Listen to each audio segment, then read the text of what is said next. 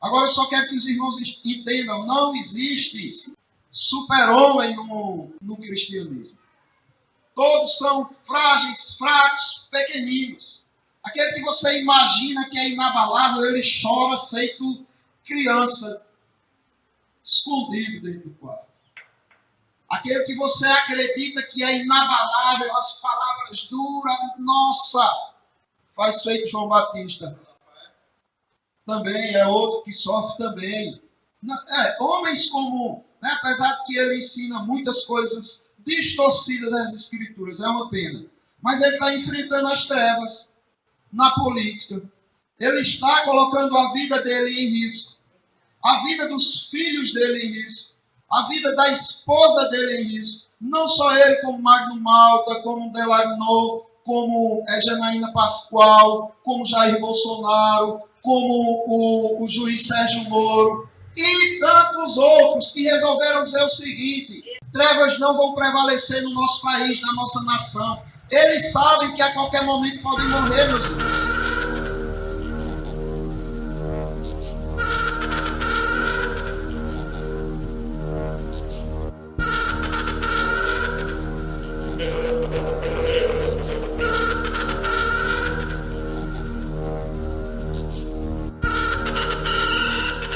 O Senhor Jesus Cristo, ele adverte a todos aqueles que pensam escandalizar os pequeninos dele. Então ele diz assim: mas qualquer que escandalizar um destes pequeninos que creia em mim, melhor lhe fora que se lhe pendurasse ao pescoço uma pedra de moinho e se submergisse na profundeza do mar. Então nós estamos estudando o cuidado que Jesus Cristo tem com seus pequeninos. E os pequeninos de Jesus Cristo não são só as crianças. Os pequeninos de Jesus Cristo são todos aqueles que creem nele, né? Qualquer um desses pequeninos que creem em mim.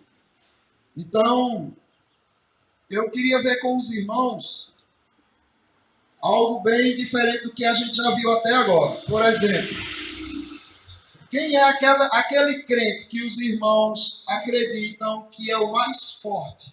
Assim, que é o mais seguro, aquele que vocês dizem, ixi, nada abala esse homem, não é? Nada abala essa mulher, não é? Quem é aquele crente que os irmãos pensam assim, ou não existe nenhum? Do conhecimento geral dos irmãos. Geral. Tanto que conhece pessoalmente como, por exemplo, Augusto Nicodemos. Mas a gente vai ver essas questões aí, que as coisas não são bem assim, não. Então a gente olha para um Nicodemos, para um Paul Ache, e a gente diz, nossa, nada abala esse povo. Olha para aí. Né? Que homens tão firmes, seguros e fortes. E na Bíblia, quem era aquele que vocês poderiam dizer? É lógico, tirando Cristo, não é? Esse daí é um cabo de pulso, nada abala a estrutura dele. Então, você vê que todos são fracos. Cada um apresenta sua fraqueza. Aí Elias mata 450 profetas e depois corre chorando por uma ameaça. Jeremias é chamado do profeta chorão. Né?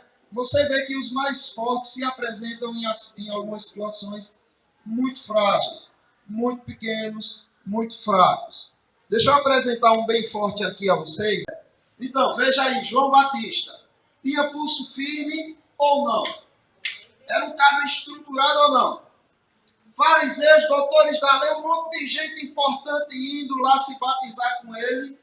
Ele para de batizar aquela turma mais rejeitada, olha para os grandão e diz: raça de víboras. Quem foi que convenceu vocês de que vocês poderiam fugir da ira de Deus? Produzam frutos dignos de arrependimento. O machado já está na raiz das árvores. Qualquer momento vocês vão ser cortados e lançados no fogo. Que firmeza, hein? E não era só com os grandes abaixo do rei, não. Foi o que ele fez com o rei. Então, a filha pediu. Na verdade, ele ficou com medo. Ele só não tinha matado João antes porque ele tinha medo do povo. Depois que ele deu a palavra dele à filha de Herodias, né, da mulher que ele estava com ela, depois que ele deu a palavra a ela de que daria tudo que ela pedisse, aí ela perde a cabeça de João e ficou agora a palavra do rei em jogo. Aí ele disse, por mais que eu tenha o povo, eu tenho que cumprir minha palavra, senão eu vou ser desmoralizado como rei, né? Aí mandou decapitar. Já queria, mas não sabia como. Mas a questão que eu quero que os irmãos entendam é a coragem de João. Porque vem Herodes lá, cheio de pompa, né? Aí salta João lá do deserto e não te é lícito possuir a mulher do teu irmão. Ou seja, você é um adúltero. Né? Com certeza, a redação E muito solta, com certeza. A coragem de João é extrema. Eu acho que João sabia que podia morrer por conta daquela Sabia, ideia. com certeza. Ele já veio preparado. Qualquer um que enfrentasse o Império Romano sabia do risco. Todas estas coisas foram referidas a João pelos seus discípulos.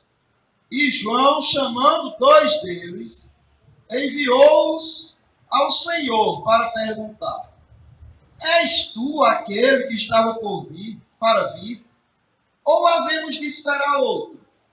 Meus irmãos, isso aqui é tão complexo, tão confuso, tão grave.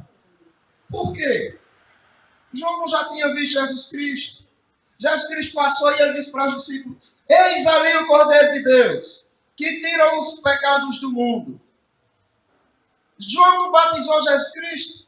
Jesus Cristo chega lá, aí João diz: Epa, não, eu te batizar. O Senhor é que deveria me batizar. Jamais farei isso, Jesus Cristo faça, para que se cumpra as Escrituras. Ele batiza Jesus. Ele vê Deus dizendo do céu: Este é o meu filho amado, ele escuta. Ele vê a pomba descendo, né, simbolizando o Espírito Santo sobre Jesus. E agora pergunta: é o Senhor mesmo? Ou eu devo esperar outro? Que situação? João preso, né? João estava no cárcere, sabia que dali ele não saía mais. Então ele escuta as coisas a respeito de Jesus, e aí ele manda 2 discípulos dele perguntar a Jesus: És tu aquele que estava por vir, ou havemos de esperar outro? Aí o que acontece? Quando os homens chegaram junto dele, disseram: João Batista enviou-nos para te perguntar: És tu aquele que estava para vir, ou esperaremos outro? Então veja, aqui Jesus Cristo ficou sabendo da aflição de João. O que aconteceu aqui, meus irmãos, foi o que aconteceu com os heróis que nós falamos há pouco. O que aconteceu com Moisés, fraqueza de Moisés, fraqueza de Elias, fraqueza de Jeremias, fraqueza de Jó, fraqueza de Davi, fraqueza de João, de Abraão, fraqueza de João, só mostrando que não existe homem forte e inabalável neste mundo.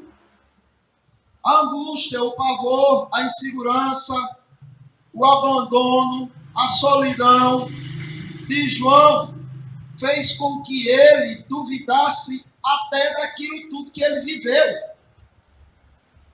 E agora ele busca no próprio Cristo o conforto, a revitalização. É em Cristo que nós devemos buscar. E foi em Cristo que João foi buscar. E a resposta de Jesus?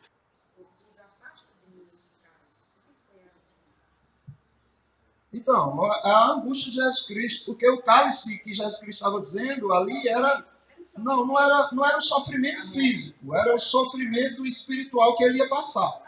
O físico, Jesus Cristo sofreu, sentiu muitas dores, mas comparado ao abandono do Pai na cruz, que ele sabia que o Pai ia abandonar ele, ele sabia que os nossos pecados cairiam sobre ele, o Santo de Deus, que nunca experimentou pecado, na cruz, recebeu todos os pecados de todos os eleitos, por todas as eras que estes eleitos existiram. E o Pai abominou e descarregou sua ira sobre ele.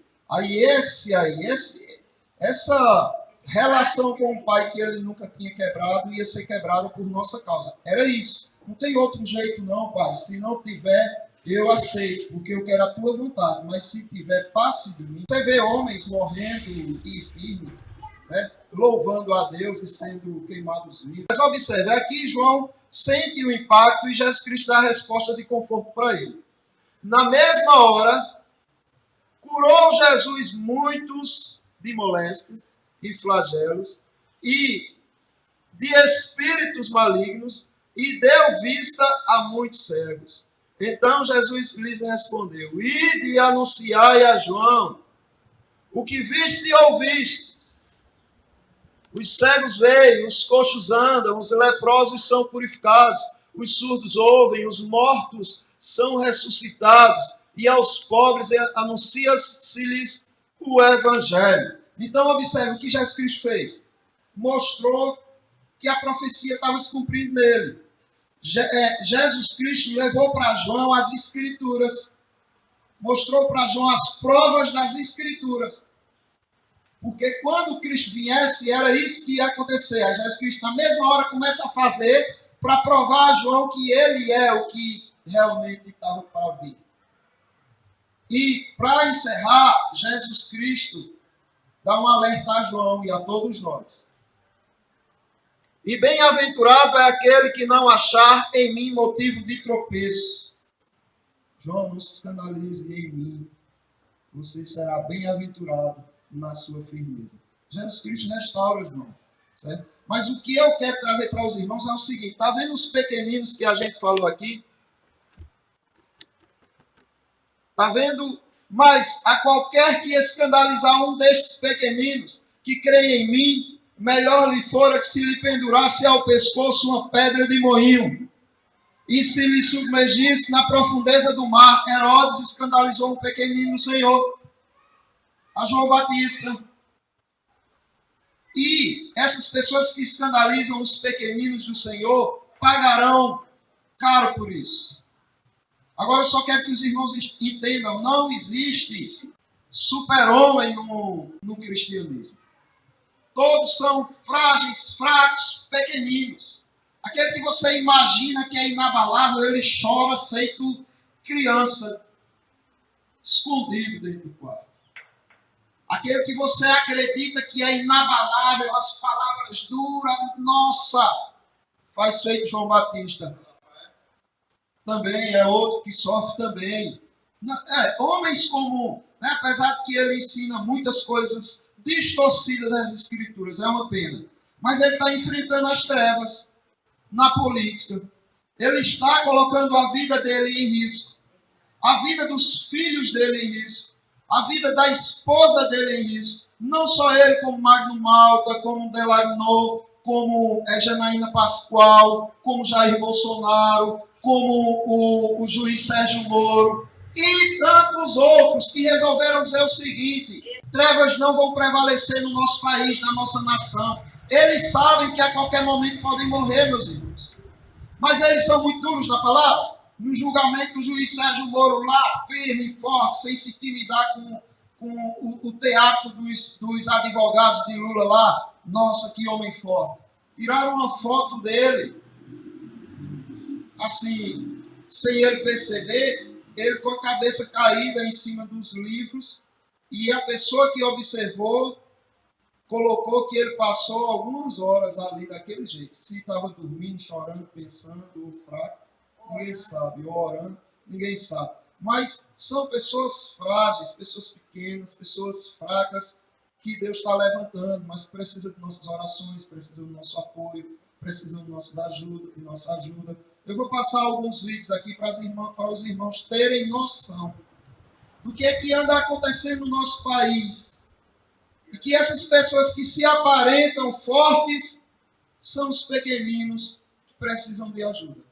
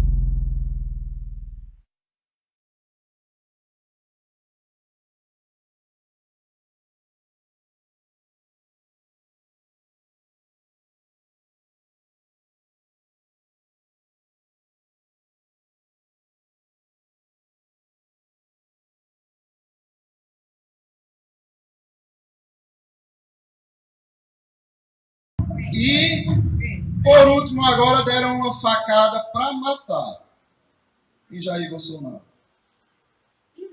O Brasil é um país maravilhoso e nosso povo sempre foi pacífico. Não podemos permitir essas ideologias de esquerda manchem nossa bandeira.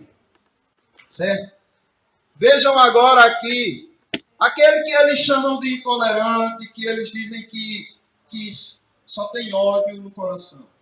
Tira isso daqui! Ela pegou a razão, eu não falei nada pra ela. Ela deu uma porrada em mim, isso que eu tava divulgando uma cartilha do governo. Jair Bolsonaro foi recebido com festa por simpatizantes e com protesto por um grupo de manifestantes que chegou a ser agredido por um manifestante. O elemento apenas chegou por trás e me deu uma porrada aqui na região da cintura por trás e correu. A polícia pegou, deve ter levado para a delegacia. Covardia, não é essa imagem que vou levar daqui, pode ficar tranquilo, né? O teatro do centro de eventos ficou lotado.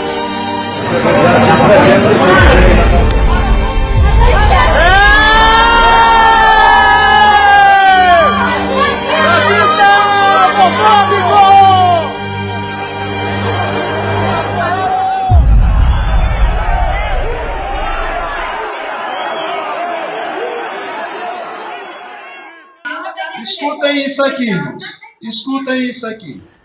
Senhoras e senhores, sou o general da reserva Augusto Heleno. O bárbaro atentado sofrido ontem em Juiz de Fora pelo deputado Jair Bolsonaro é o desfecho de uma campanha diária, obstinada, que parte da imprensa desencadeou contra ele. Injustamente, taxaram-no de despreparado, violento, inimigo da pátria e amante da ditadura. É um vale-tudo para desconstruí-lo. Calúnias, fatos distorcidos, pesquisas manipuladas, notícias fabricadas. O autor desse atentado não é um desequilibrado, é um radical, irresponsável, fiel aos seus ideais marxistas. Um invulgar auxiliar de garçom que poucas horas depois do crime apresenta uma equipe de advogados para defendê-lo. A verdade é que a nossa imatura democracia conta com uma esquerda que não admite a alternância de poder. Bolsonaro sinaliza com o fim de um ciclo desastroso de aparelhamento da máquina pública, de sabotagem da ordem e do progresso, da corrupção desenfreada, de desvio maciço de dinheiro público, de solapa aos valores mais caros da nossa nacionalidade. Só que isso, no momento, não é o mais importante. Peço aos brasileiros de bem, e principalmente aos eleitores de Bolsonaro, que não percam o entusiasmo para que consigamos conquistar o sonho de elegê-lo presidente da República. Rogo, no entanto, que não se deixem levar, nenhum momento, pelo desânimo, nem pela emoção. Mantenham a calma, o equilíbrio, a ponderação e a convicção de que a paz e a conciliação darão ao nosso futuro presidente as condições de construir um novo Brasil. Jair Bolsonaro é a nossa esperança e nós temos certeza que ele chegará lá. Brasil acima de tudo, Deus acima de todos. Homens que você diz, as declarações do Bolsonaro são duras, algumas são exageradas e tudo, mas dos ataques que ele sofreu ali, me diga quantos ele reagiu. Nenhum. Foi cuspido, não reagiu de forma violenta. Jogaram as purpurinas dele, tirando onda lá com ele, em cima da cabeça dele. Ele não revidou. Deram um soco nas costas. Não, era purpurina, os homossexuais jogando em cima dele para escarnecer dele. Deram um soco nas costas dele, ele não reagiu. Deram um tapão na cara dele, ele não reagiu. Então, aí ele é violento. deram uma facada, aí ele é o violento. Esses que estão agredindo são os tolerantes. E ele é o violento. Ele faz declarações muitas vezes que não deveria fazer, faz, mas a gente erra em tanta coisa. Aí vai condenar ele por causa de algumas declarações que ele fez. Vamos ver o comportamento dele? Vamos ver se ele é família ou não? Vamos ver pelo que ele luta? Ele luta pelo quê? Ele luta para que você, se quiser, tenha o direito de ter uma arma em casa para se defender caso um bandido entre e faça miséria com sua família. Porque os irmãos só é pesquisar o que eles são capazes de fazer. Há pouco fizeram, num sítio aí, perto de Caruaru, não sei, entraram na casa de uma família, bateram no pessoal lá, deram tiro e na cabeça para matar, porque queriam levar 2 motos novas que os filhos desse senhor tinham comprado. Aí pegaram ele e tudo. Eles são assim, eles entram e fazem o que querem. Maurício mesmo me contou uma história que ele escutou, porque Maurício foi inteligente e entende de eletricidade. Se fosse a gente, tinha que esperar o bandido entrar e matar a gente. Maurício viu o cara forçando a porta no quintal dele, e agora o que é que eu faço? Se tivesse uma arma, bem, não esperava nem o cara abrir. O cara ou corria ou caía lá. Mas observe, forçando, Maurício, ai meu Deus, o que é que eu faço se eu errar em alguma coisa que eu disser, tu me corrige, Maurício. E aí, ai meu Deus, o que é que eu faço? Maurício teve a ideia. Pegou, desencapou 2 fios que tinha, colocou no trinco. Quando o cara pegou, só viu a correria, não é, Maurício? Foi assim? É MacGyver, é o Maurício MacGyver.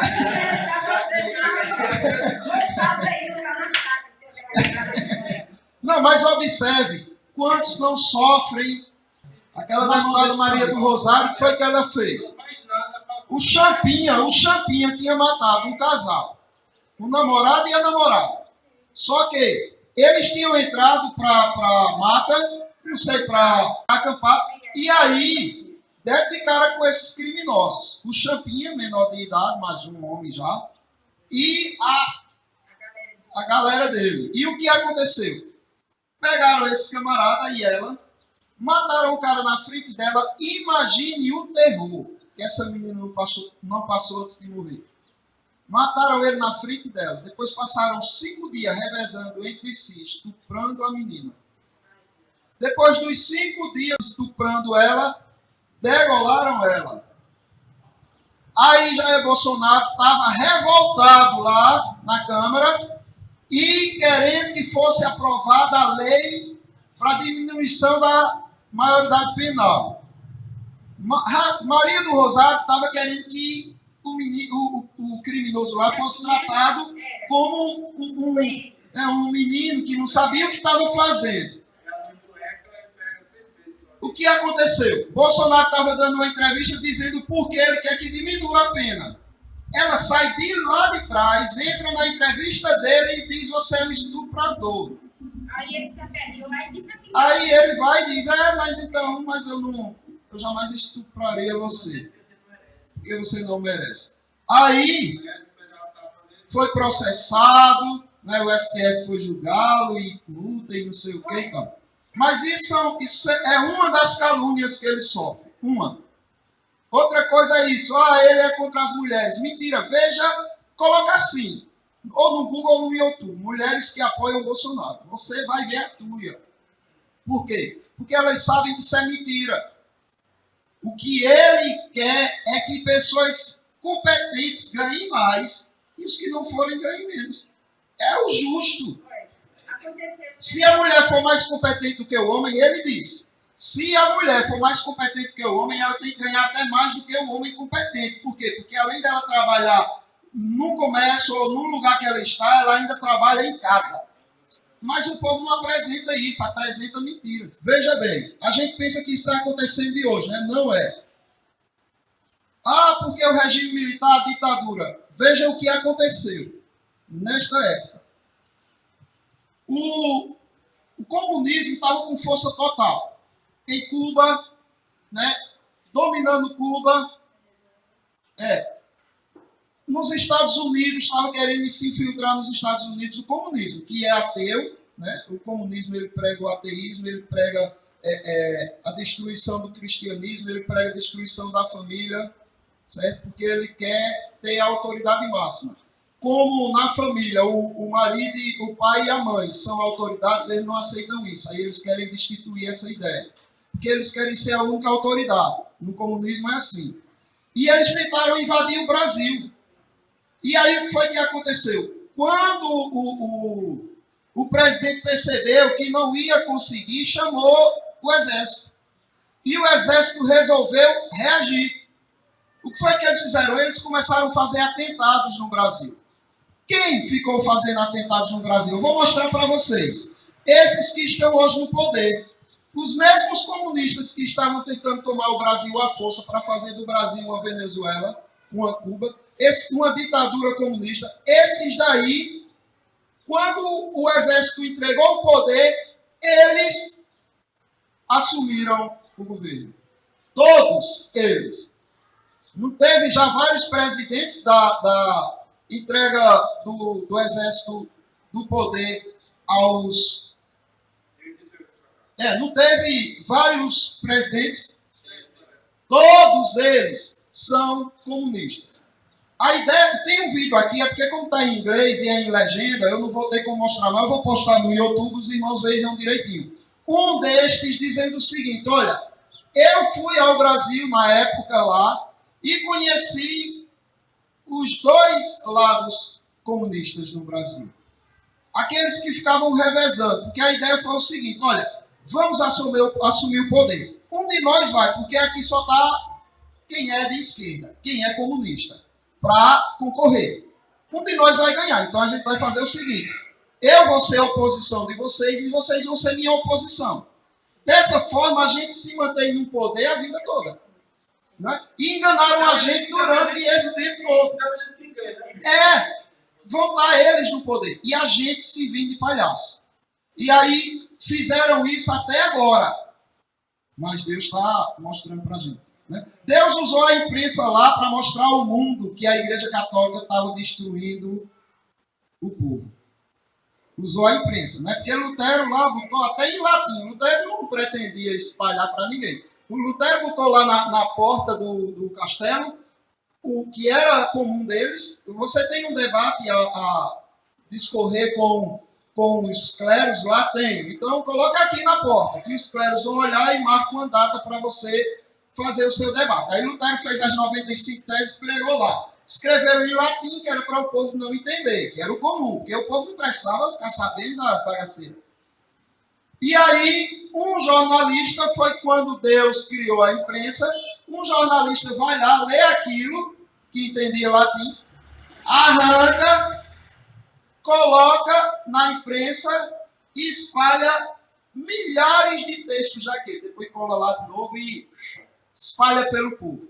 Aquilo tomou conta do mundo, incendiou o mundo, virou o mundo de cabeça para baixo. O que Deus fez lá está fazendo hoje nessa época. Porque ninguém aqui teria acordado se não fosse a internet. Ninguém aqui saberia o que eles tramaram esse tempo todo se não fosse o YouTube, Facebook, Instagram. Ninguém saberia. Até hoje estaríamos sendo enganados por eles e eles destruindo o país, destruindo a família, destruindo as crianças e a gente achando que tinha uma oposição. Dessa vez eu não voto mais nele, eu vou votar naquele. E eles trocando de poder assim entre eles, brincando com a gente. Certo? Mas vejam só quem foram esses que assumiram o poder e o que estava acontecendo antes disso. A face oculta da guerrilha brasileira. Acusados de traição, militantes políticos acabavam assassinados pelos próprios companheiros de partido. Eram os chamados justiçamentos, execuções determinadas em julgamentos sumários sem direito à defesa. Um homem que participava desses tribunais resolve contar suas histórias. Casos de um passado doloroso que só agora vem à tona. Você mata o seu amigo, você entrega seu pai e sua mãe. É isso que faz a guerra. Já utilizados em outros momentos da história brasileira, os chamados justiçamentos de militantes são retomados no início dos anos 70. É quando entra em declínio a guerrilha urbana contra o governo militar, implantado em 64.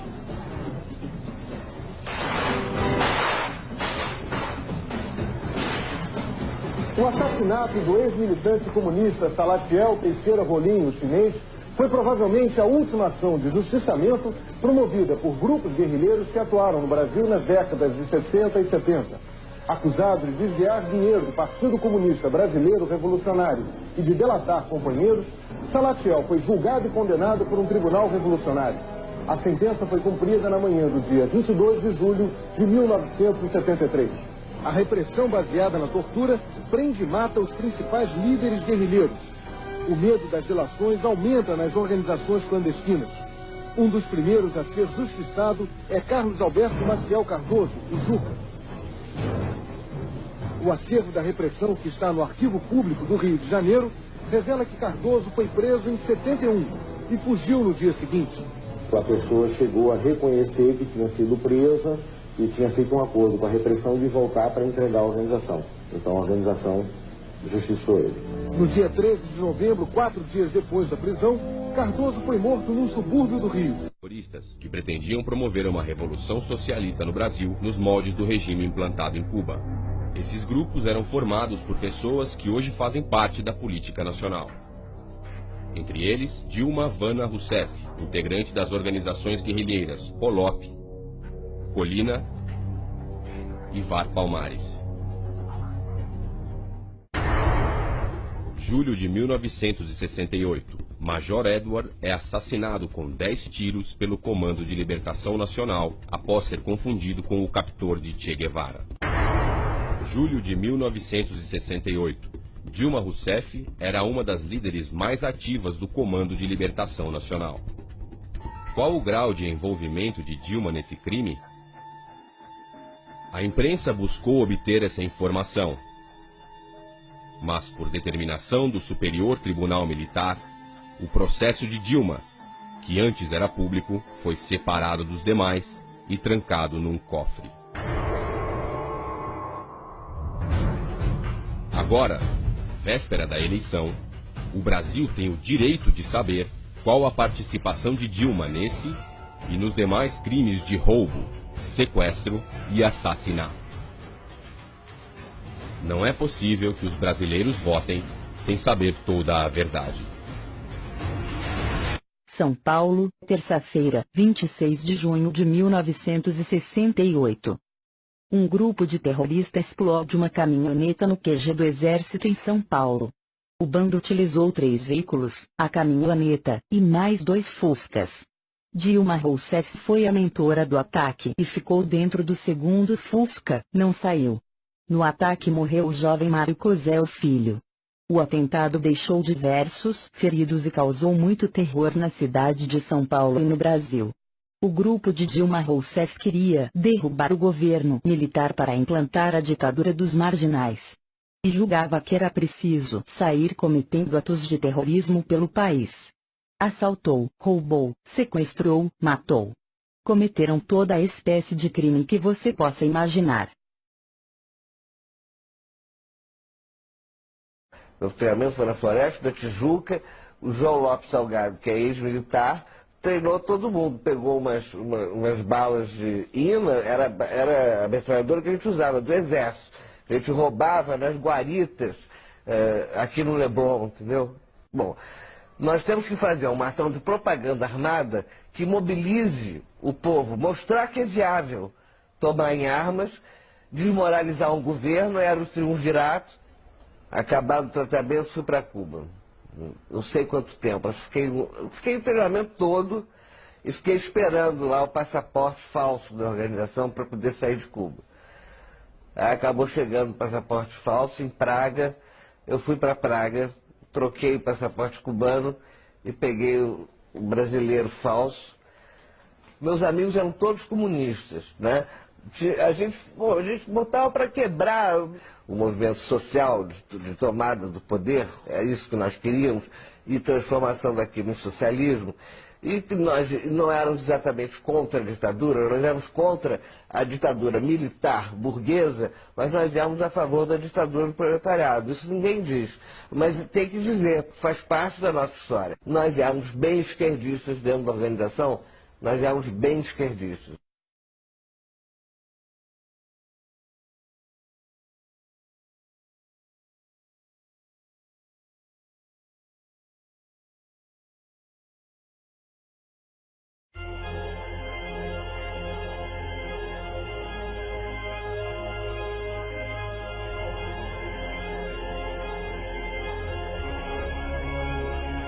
к коммунизму не имеет никакого отношения. Михаил Васильевич, что мы можем по этому поводу сказать? Можем сказать, что есть хорошие работы людей, которые вот на этой позиции стоят.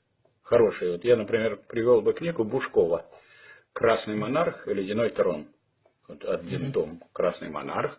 И в этом томе Бушков, который до этого всякие фантастические, исторические романы писал, видимо, денег достаточно набрал, и решил написать книгу про Сталина хорошую. И она хороша тем, что независимо от позиции самого автора, что он считает, что он красный монарх и все, дескать, это коммунизм, к этому не имеет никакого отношения. Но он все бредни про Сталина, такого рода, что вот он был агентом царской охранки, это он просто над этим издевается в этой книге и показывает, что это чушь просто невообразимая. Я даже останавливаюсь на этом. Читайте книгу Бушкова, он ваш сторонник, он считает, что это красный монарх Сталин, но вот эту ерунду насчет агентства царской охранки, ну, можно только добавить тому, что, дескать, он настолько глубоко как бы внедрился в коммунистическое движение, что с целью того, чтобы никто его не разоблачил, он вместе с Берия создавал ракетно-ядерный щит, и они первые, значит, сделали водородную бомбу. Но Антонов Овсеенко, вот тот, который сыночек, который, я слышал его живьем в Доме политпросвещения, он рассказывал, у меня метод такой. Факты, документы, рассказы, анекдоты, слухи.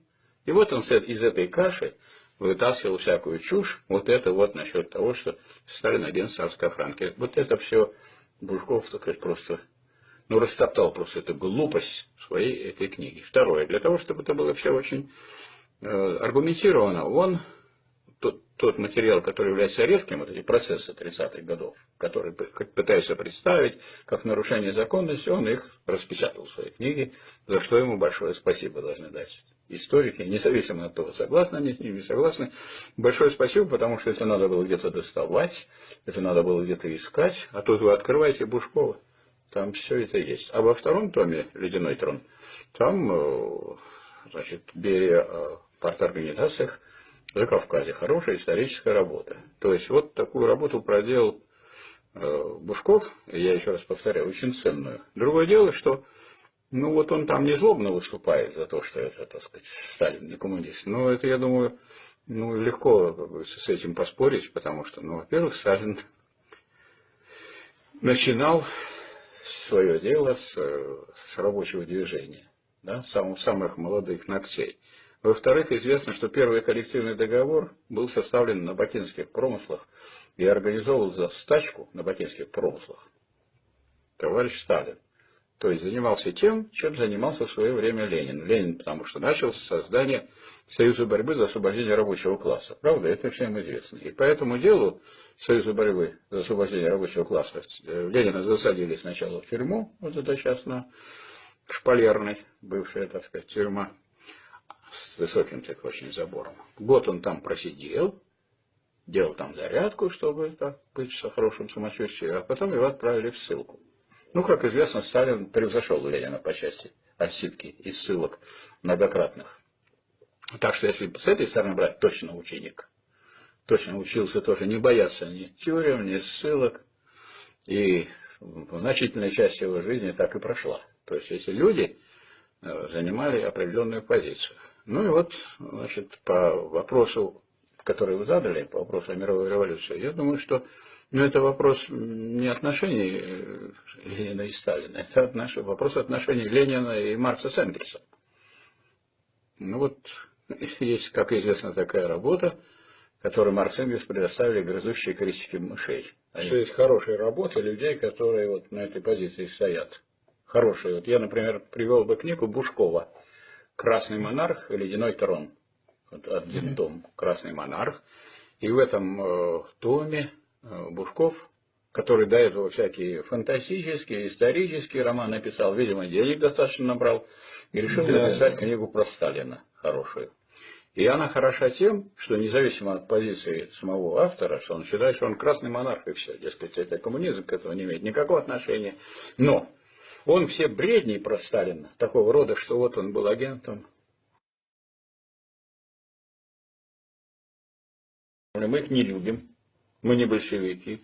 Они сказали, что давайте обрабатывайте, они все разделили, дали все по едокам, а эти все от нас отбирают. Да, тогда мы развернули свои ружья и пошли против белых. Кто погнал этих белых? Дальше на юг, и дальше уезжайте вы, пожалуйста, на корабли и уезжайте в Европу. Вот их крестьяне русские, ну, красноармейцы, конечно. Вот крестьяне, красноармейцы, ну, конечно, во главе с рабочими красноармейцами. Но основная масса-то все-таки красноармейцы. Крестьяне выгнали их вон. Поэтому вот никогда Ленин врагом крестьянства не было, никогда такую чушь не вышло. Ну, это черт попутал. Так вот мы хотим оправдаться перед зрителями, чтобы если они что-то заметили плохое. Ну, это черт нас попутал, и все. Ничего серьезного теории Ленина и теории и практики Сталина не противостоит. И это вот шавки, которые лают на слона. Спасибо за внимание, а на сегодня все. E ele vai denunciar tudo que realmente aconteceu. E aí vocês veem no YouTube, que aí vocês vão dando pausa se não conseguir ler rápido. Mas é bom a gente conhecer a história, certo? O comunismo é isso. Ele é destruição. Porque pode-se estar pensando, mas que estudo é esse? Que estudo é esse que vem falar na igreja de política? Sabe por quê? Porque essa política, ela quer destruir isso que nós estamos vivendo aqui.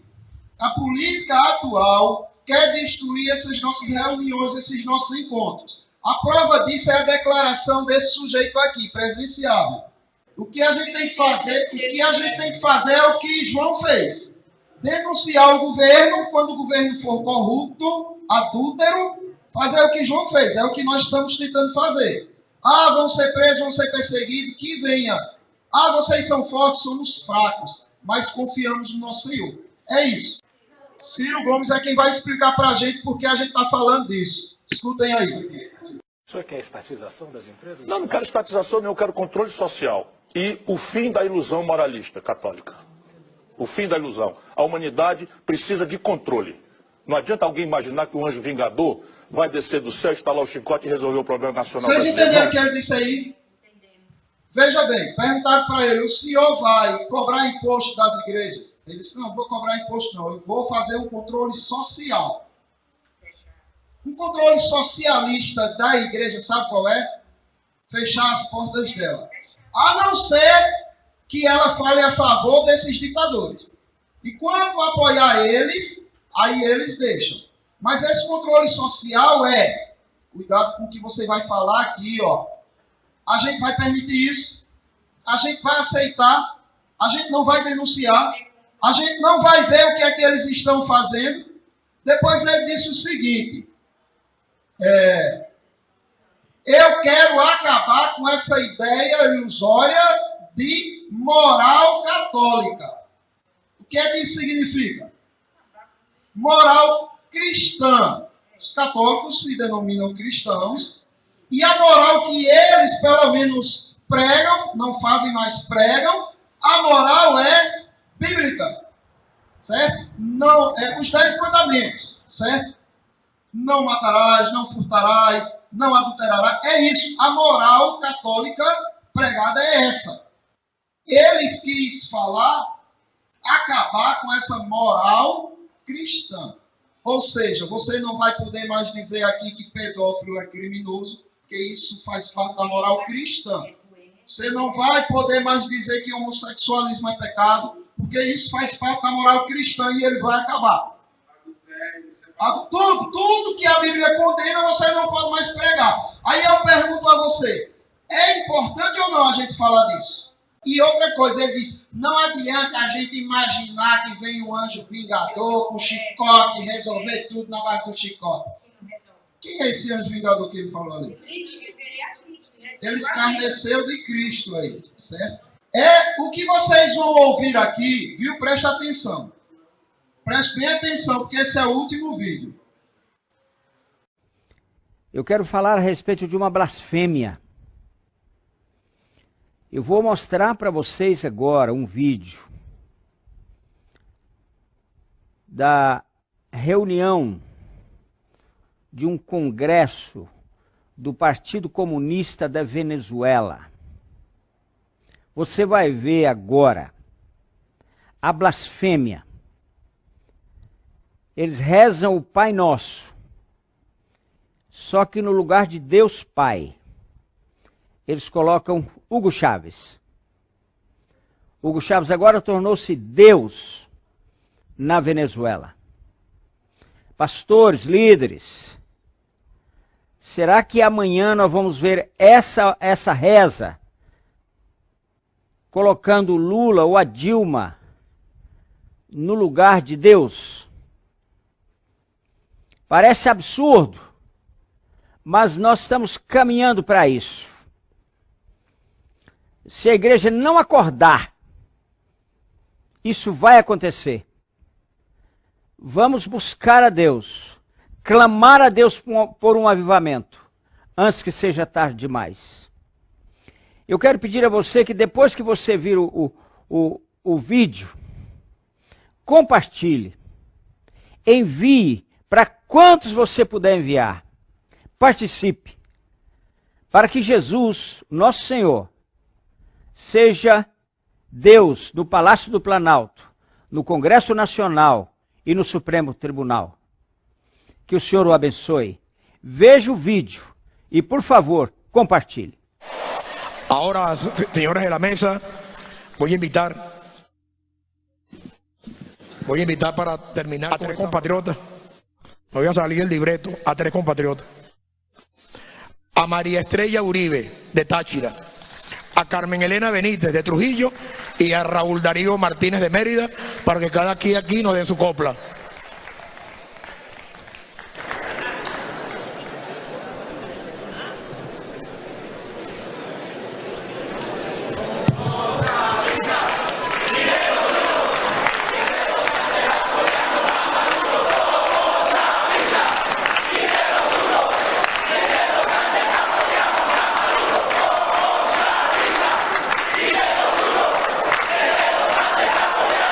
Tenemos a María Estrella Uribe. Bueno, hemos paseado por todas las esferas de la cultura. Tenemos la oración del delegado, porque no nos podemos ir sin este compromiso espiritual.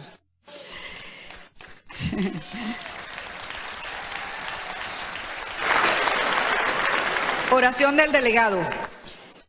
Chávez nuestro que estás en el cielo, en la tierra, en el mar y en nosotros, los y las delegadas.